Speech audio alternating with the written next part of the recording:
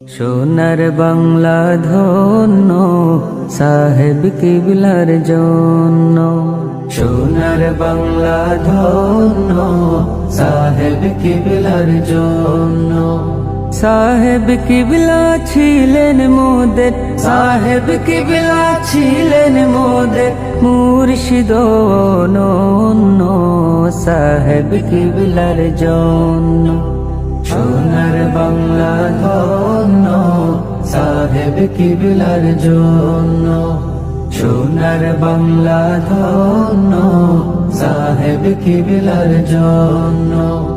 তরিকতের মশাল জেলে যার আগমন ঘটে, তার জিহাদে বাতিলিজম যায় যে দূরে হটে।